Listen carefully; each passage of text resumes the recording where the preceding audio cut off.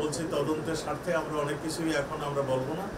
তদন্ত শেষ হয়ে গেলে আপনাদেরকে সব কিছু জানাবো, কেন খুন হয়েছে, কোথায় খুন হয়েছে, কে কে খুন করেছে, কী ধরনের মানে অস্ত্র দিয়ে খুন হয়েছে, সবই আপনাদেরকে জানাবো। মরদেহটা এখনও আমাদের মানে হাতে আসেনি।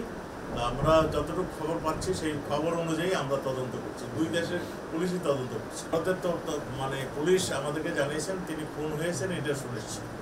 প্রধানমন্ত্রী যে তিনজনকে আটক করা হয়েছে তারা এখন কোথায় আছে বর্তমানে? আমাদের পুলিশের হেফাজতে রয়েছে। তাদের পরিচয় তাদের জিজ্ঞাসাবাদ হচ্ছে, এবং জিজ্ঞাসাবাদ হলে আমরা তো বলছি আমরা তদন্তের স্বার্থে অনেক কিছুই এখন আমরা বলতে পারছি না। আমরা খুব পজিটিভ ওয়েতে তদন্ত চলছে, এবং আমরা সুনিশ্চিত যারা যারা এই খুনের সঙ্গে জড়িত তাদের উদ্দেশ্য কি ছিল আমরা সুনিশ্চিত সেগুলো আপনাদের প্রকাশ করতে পারি।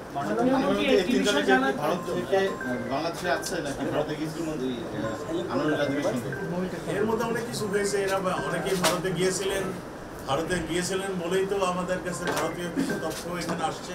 আমরা সব কিছু মিলে ঝুলে আমরা তো বলেছি ভারতের পুলিশও আমাদেরকে সহযোগিতা করছেন, এবং আমাদের পুলিশ আপনারা জানেন অত্যন্ত দক্ষ পুলিশ আমাদের। তারাও মানে এই খুনের মোটিভ, খুনের কি হয়েছে সব কিছু আপনাদের বিস্তারিত আমরা দিতে পারবো। আমাদের কাছে 3 জন আসামি ধৃত অবস্থায় আছে, এবং আমরা আরও কয়েকজনকে ধরার জন্য আমরা প্রচেষ্টা চালিয়ে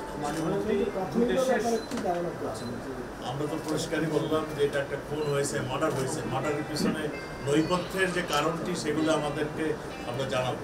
আমরা এইটা সুনিশ্চিত যে আমরা পজিটিভ ওয়েতে আমরা এগোচ্ছি। আমরা মরদেহটা এখনো মানে কোন জায়গায় আছে এখনো আমরা মানে উদ্ধার করতে পারিনি। তো আমাদের কাছে যেই সমস্ত সংবাদ আছে সেই সংবাদের ভিত্তিতে আমরা কাজ করছি। আমরা সুনিশ্চিত তাকে হত্যা করা হয়েছে। আমাদের সঙ্গে ভারতের সঙ্গে একটা বন্ধুত্ব রয়েছে।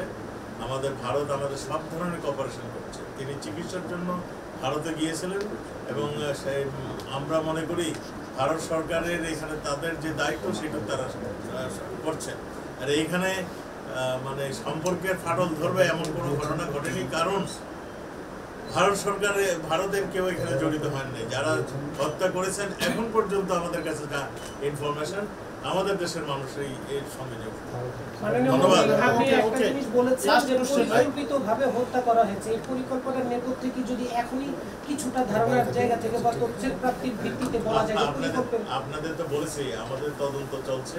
এমন কিছু আমরা এখন বলবো না যেটা নাকি মানে মানে অন্য ধরনের একটা ঘটনা ঘটতে পারে, পালিয়ে যেতে পারে। যাদের আমরা খুঁজছি তারা পালিয়েও যেতে পারে। আমার একটা প্রশ্ন